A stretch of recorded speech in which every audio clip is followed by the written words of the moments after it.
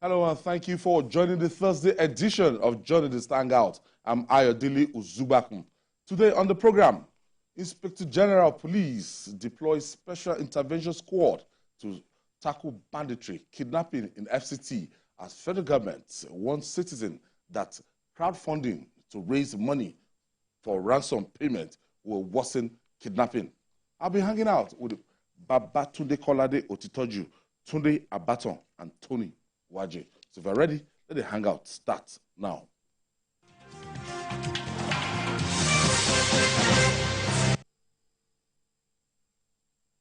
Thank you for staying with us. Let's begin with the issue of abuse and overzealousness, which may just be divided by a thing. Now, the police in Abia State, southeast Nigeria, stormed a television station called ABN TV and arrested a guest, Udensi Donald, during a live program in Omahia. The police claim an elder brother of the guests, Uche Udensi, had written a petition against him over a family matter. The director of the radio and TV station, Ifeanyi Okali, said the management of is worried by the invasion of the broadcast station by the police operatives. This is absurd. I saw it was like a live program, and the police just barged in. I saw this thing, and they asked the policeman to show his ID card, and he pumped the ID card. But any kind of respect that the man was attending to a live program, and he can't be whisking with it to do the live program. It is more intriguing the fact that quarrel, the issue over which domestic issue, a purely family issue over which it took that as long as between a brother and a brother over a family issue. And the man is before national television, before a television station. Even I want to believe that our security agencies would not have done that. The DSS and all others would not have done that. What is of importance to the state which they are discussing? Purely a family or domestic issue. It is not about the state. Even if it is about the Nigerian state, you can still exercise restraint. You can still exercise caution. Everybody has a liberty. And the man has not said anything that will threaten the peace and stability of that particular state. So even if he had done so, they would have given him the opportunity. It is even allow him to hear his views that will provide the security agencies enough facts, enough reasons to apprehend him. But a purely personal, domestic and family matter, you invaded the privacy of a television station and yanked off the guest. I think the police needed to be told the truth. And I think the Inspector General of Police, he has to do something about the overzealousness of his officers. So sometimes this will just amount to maybe it as a result of the highest bidder. If the complainant just go and you know how to settle your way very well, the police will do everything. That's why outside the books to make sure that they apprehend the person. The force of the money of that person, or the force of the power of the money of that person. Force of the just go overboard. Force of the money. Yes, I think, and you see it. Yeah, it you be see so it in apparent. action, yes. Because there are no punitive measures to this. Things like this happen, and here the next thing you hear that the police officer in question or the team has been transferred to another station. So when they are transferred to another station, they continue that act. For me, there are no punitive measures, and that's where it ends. Today, I saw the Commissioner of Police paying a visit to the broadcast station. I think it goes beyond that.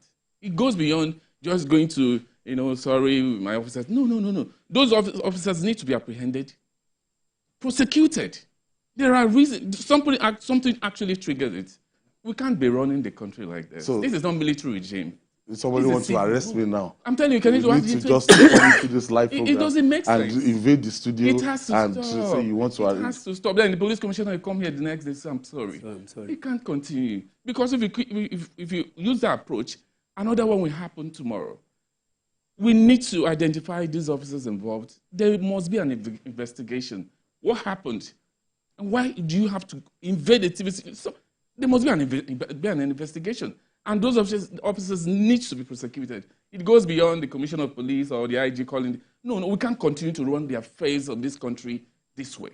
In fairness to the police management, lately, once they see complaints like this, they identify the individuals involved and they round them off, and we see them parading them. And most of the time, they are almost they were sent out of the force. Look, it is better to prevent the act from taking place in the first instance. If the police are properly indoctrinated about the do's and don'ts of the freedom of the media, of the freedom of the individual, I think they shouldn't have done that in the first place. Because you see, like I said, there will always be a repeat performance. So then what lessons have been learned? So it means the police hierarchy needs to sit down and reorientate their men and officers about public conduct that will not go beyond their brief in office. This is embarrassing that somebody is before a television station because of whatever reason, even for the state, even if it's against the state, let him finish and you can be waiting for him outside and you pick him up. But for a purely domestic family matter, because his senior brother complained against him. And like he said, maybe something has changed and it is unfortunate. Yes, it makes it more ridiculous when you see that. The problem is not with the states. The problem is not with the government. So the problem is my other brother. Yes. That can wait now. The police, there's a police station involved here. Apart from the state police DPO. command, yes, there's a police department, divisional police officer department involved in this case. That is where the state command should. I want to believe that apart from the commissioner of police visiting the station, to appeal to them and all that, it should go beyond that. The DPO, because an officer within a divisional a unit cannot just go and yes, somebody actually authorized that arrest, and you got into a police station, a TV broadcast station. There was a live program going on. You were told, you still insisted on arresting that person and even caused damage to the station. That is reckless. And for me, I see it as an attack on the press.